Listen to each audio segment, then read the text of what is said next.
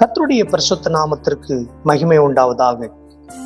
என்னாகமம் 12ஆம் அதிகாரம் 7வது வசனம். என் தாசனாகிய மோசேயோ அப்படிப்பட்டவன் அல்ல, என் வீட்டில் எங்கும் அவன் உண்மை உள்ளவன். ஆம் தேவ பிள்ளைகள், மோசேக்கு விரோதமாய் ஆரோனும் மீரியாமும் எழும்புகிறார்கள். ஏன் அநேக மனிதர்கள் எழும்புகிறார்கள். இந்த மோசேக்காக வாதாடுவதற்கு ஒருவரும் இல்லை. வேதம் சொல்லுகிறது, மோசேக்காக கர்த்தர் இறங்கி வாதாடுகிறார். ஏன் தெரியுமா? மோசே தேவனுக்கு உண்மை உள்ள மனிதனாக இருந்தார்.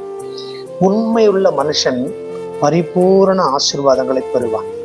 யார் இடத்துல உண்மை இருக்கிறதோ அவர்களிடத்துல கர்த்தர் இருக்கிறார். அவர்களோடு கூட கர்த்தர் இருக்கிறார். மோசேக்காக கர்த்தரே வாதாடினார், கர்த்தரே செயல்பட்டார். ஆம் தேவ பிள்ளைகளே, இன்றைக்கு உங்களிடத்துல உண்மை இருக்கிறது, ஆனால் எனக்காக வாதாடுவதற்கும் எனக்காக பேசுவதற்கும் யாரும் இல்லை என்று ஒருவேளை கலங்கி கொண்டிருக்கிறீர்களோ, கவலைப்படாதிருங்கள், திகையாதிருங்கள். இயேசு உங்களுக்காக வாதாடுவார்.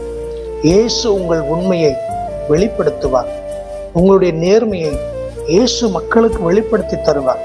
எப்படி மோசே உண்மையா இருந்து தேவன் மோசேக்காக வாதாடினாரோ, நீங்கள் உண்மையா இருக்கிறதை மனிதர்கள் பார்க்கவிட்டாலும் கர்த்தர் பார்க்கிறபடியால், நீங்கள் உண்மையா இருக்கிறதை கர்த்தர் அறிந்தபடியால், உங்கள் இருக்கிற இந்த சூழ்நிலைகளை மாற்றி உங்களுக்காக இயேசுவே வாதாடுவார், இயேசுவே செயல்படுவார். உங்களுக்காக கர்த்தர் யுத்தம் பண்ணி உங்களையும் என்னையும் கர்த்தர் ஆசீர்வதிப்பாராக. God bless you. Amen.